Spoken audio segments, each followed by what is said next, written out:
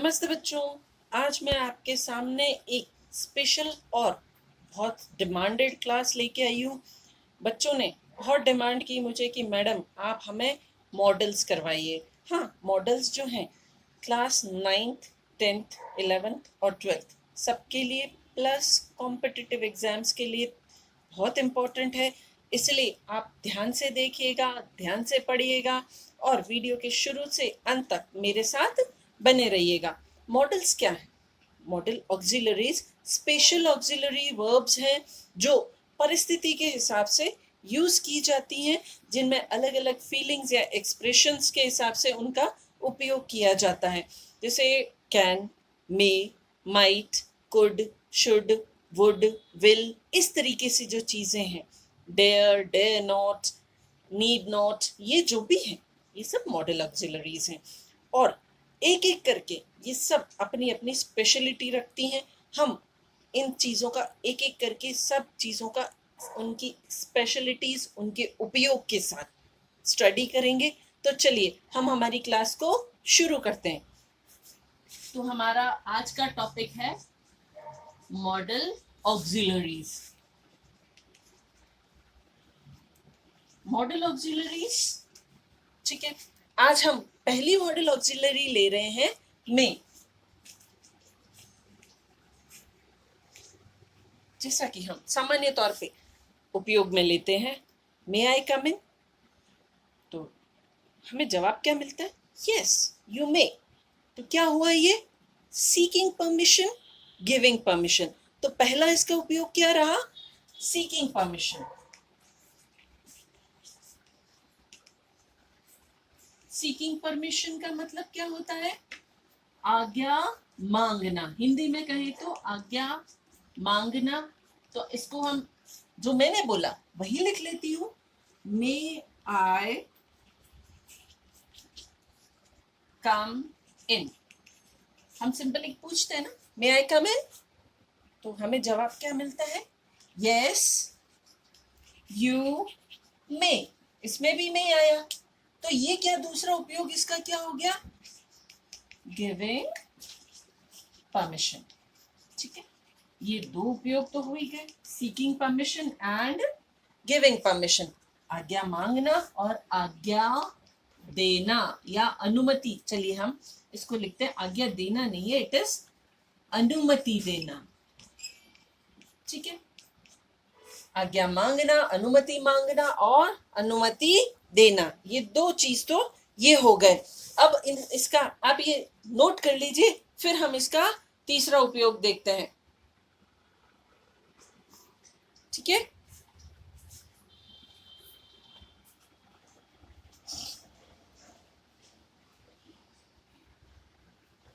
अब हम इसका तीसरा उपयोग देखें। बच्चों थोड़ा सा इंटरेस्ट लेके कीजिएगा, इंग्लिश बहुत बोरिंग नहीं है। मेकिंग, तीसरा उपयोग क्या है? Making informal request.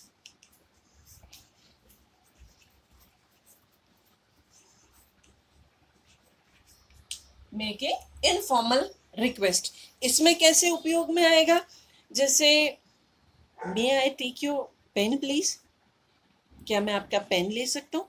इनफॉर्मल है, तो उसमें भी जवाब मिलेगा, या यू मे टेक इट। तो making informal request. May I borrow your pen, कि क्या मैं आपका पेन उधार ले सकता हूं? Making informal request.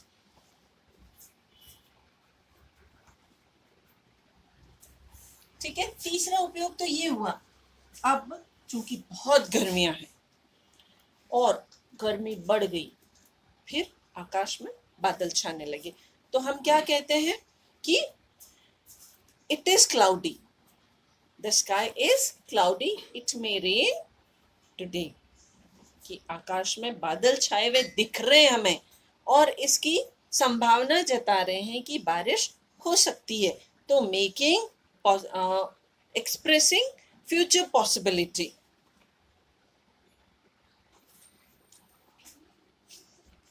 एक्सप्रेसिंग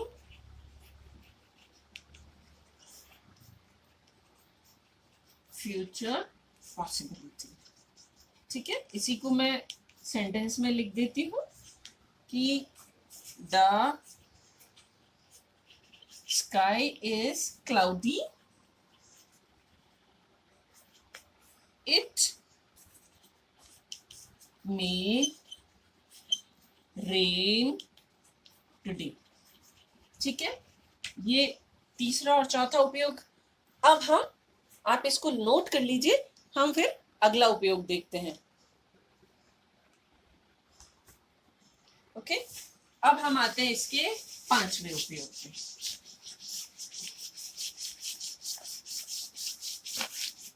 इसका पांचवा उपयोग क्या है? एक्सप्रेसिंग, और हम लोग करते हैं हमारी डेली लाइफ में। बच्चों, जो इंग्लिश हम पढ़ते हैं हमारी डेली लाइफ में उनका उपयोग करते हैं, पर इंग्लिश से हम डरते हैं, तो डरने की जरूरत नहीं है। एक्सप्रेसिंग गुड विशेस और डिजायर, किसी के लिए हम विश करते हैं, मे गॉड ब्लेस, हमने उसके लिए विश की ना, may God bless you, may he live long. ठीक है, ये हमने विश की, उसके लिए इच्छा जाहिर की, तो ये जो आते हैं, ठीक है, ये एक्सप्रेसिंग गुड विशेस और डिजायर, उसमें भी हम मे का उपयोग करते हैं। नोट कीजिए, फिर हम अगला देखें, क्योंकि मुझे ये रब करना पड़ेगा। फिर इससे अगला छठा उपयोग वो आता है एक्सप्रेसिंग पर्पस। छठा उपयोग क्या है? Expressing purpose. पर्पस मतलब उद्देश्य। हम कोई काम करते हैं तो किस उद्देश्य के तहत करते हैं? कोई ना कोई हमारा उद्देश्य होता है, तो हम उस उद्देश्य की बात करेंगे कि पर्पस, वी ईट, हम खाना खाते हैं, क्यों? So that we may live, ताकि हम जिंदा रह सकें। हम खाना खाते हैं क्यों? पर्पस क्या है? So that we may live. तो ये सारे थे मे के उपयोग। अब आते हैं हमारा दूसरा जो मॉडल है, हम उसकी बात करते हैं, वो है हमारा माइट। जैसा कि हम सब जानते हैं, मे का पास्ट टेंस है माइट, मे प्रेजेंट टेंस होता है, माइट उसका पास्ट टेंस होता है। तो जहां हम मे यूज कर रहे हैं, उसके पास्ट फॉर्म में भी हम माइट का उपयोग कर लेंगे।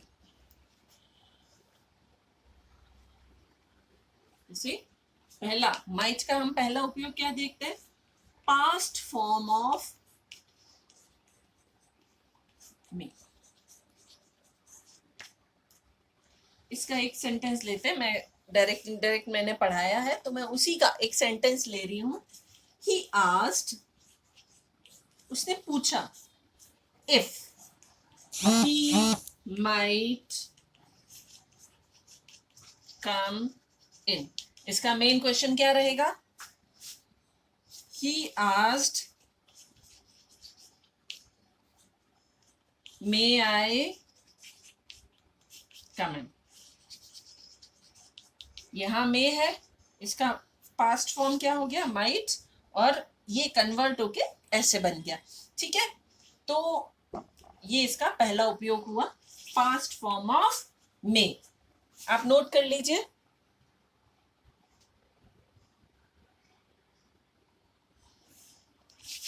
अब हम इसका दूसरा उपयोग देखते हैं, मेकिंग रिक्वेस्ट। हमने रिक्वेस्ट तो उसमें भी की थी, making request with more politeness, और ज्यादा विनम्र हो गया आप, ताकि अगला मना कर ही नहीं सके कि हाँ भाई ले जा, अब इतनी रिक्वेस्ट कर ही रहा है तो हम मोर पोलाइटनेस के साथ रिक्वेस्ट करते हैं वहां पर माइट का उपयोग होता है। तो इसका सेंटेंस देखें, might I borrow your car. Car जैसी चीज मांग रहे हैं तो रिक्वेस्ट तो करनी पड़ेगी ना, बहुत ज्यादा पोलाइटनेस के साथ करनी पड़ेगी। इसलिए क्या कर रहे हैं हम, बहुत ज्यादा पोलाइटनेस के साथ रिक्वेस्ट कर रहे हैं, माइट बोरो योर कार। तो इस तरीके से ये एक और उपयोग हुआ। ठीक है, आप ये नोट कीजिए, फिर हम तीसरा उपयोग देखते हैं।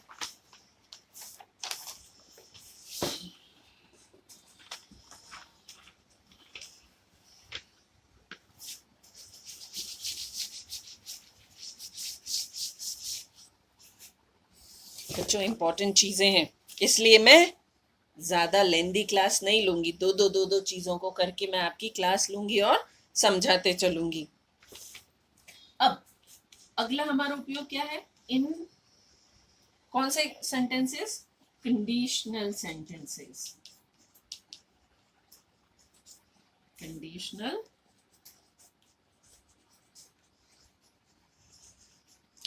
Sentences of past tense. Conditional, एक चीज होती तो दूसरी भी हुई होती, तो दो सेंटेंस एक साथ कनेक्टेड रहते हैं, एक की कंडीशन है उसके हिसाब से दूसरा काम होता। तो ये हम और डिटेल में कंडीशनल सेंटेंसेस में पढ़ेंगे। यहाँ हम क्या कर रहे हैं, माइट का उपयोग पास्ट टेंस के किसी भी कंडीशनल सेंटेंस के लिए करते हैं। जैसे कहते हैं, if you invited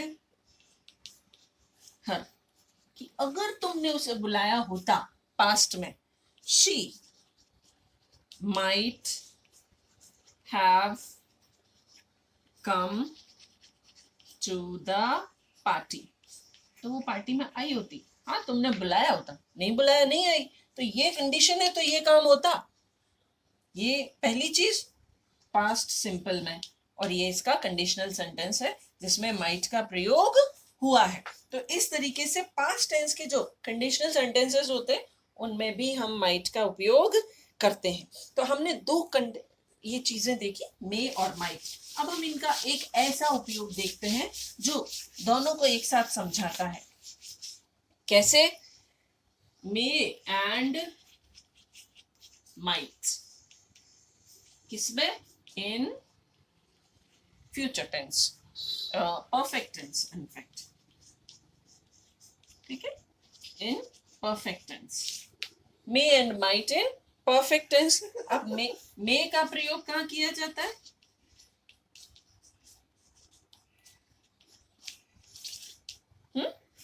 perfect tense के जब काम हुआ नहीं हुआ, हम श्योर नहीं है, डाउटफुल है, जिस काम के बारे में हम सर्टेन नहीं है, उसके लिए, उसको एक्सप्रेस करने के लिए हम क्या करेंगे, मे का उपयोग करेंगे। कैसे, ही मे हैव बीन, देखिए हैव बीन है तो परफेक्ट टेंस है, बीन वुंडेड, वो घायल हुआ होगा लेकिन हम नहीं जानते, शायद हुआ नहीं हुआ, पर हमें पता नहीं है क्योंकि हम उससे दोबारा नहीं मिले। जब हमने देखा तो कुछ हुआ था, तो शायद वो घायल हुआ होगा। तो इस कंडीशन में तो जबकि इनसर्टेनिटी है,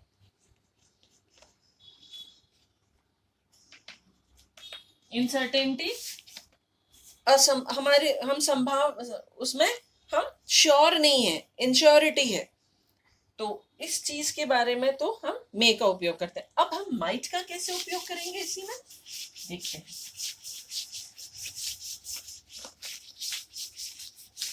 माइट के उपयोग के लिए हम क्या करेंगे कि जब संभावना थी, हमें पता है रिजल्ट हमारी आंखों के सामने है, माइट का प्रयोग कहाँ किया जाएगा, हो सकता था पर हुआ नहीं क्योंकि रिजल्ट हमारे सामने है।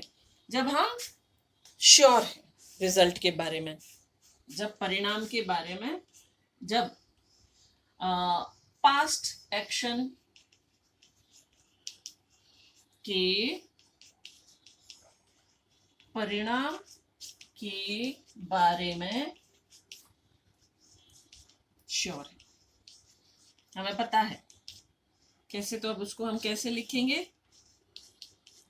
He might have been wounded, वो हो सकता था, but he was not wounded, नहीं हुआ। ठीक है, हो सकता था, नहीं हुआ। तो इस तरीके से हमने क्या देखा? मे और माइट का उपयोग देखा। और अब हम नेक्स्ट क्लास में हम नेक्स्ट मॉडल्स देखेंगे। बच्चों, ये दो चीजें आपकी समझ में आ गई होगी। Please like my video and share my video, ताकि आपके वो दोस्त इससे फायदा उठा सकें जिनको ये जिनको ये सुविधा नहीं मिल रही है। तो बाय बच्चों, take care of yourself and share and like my video.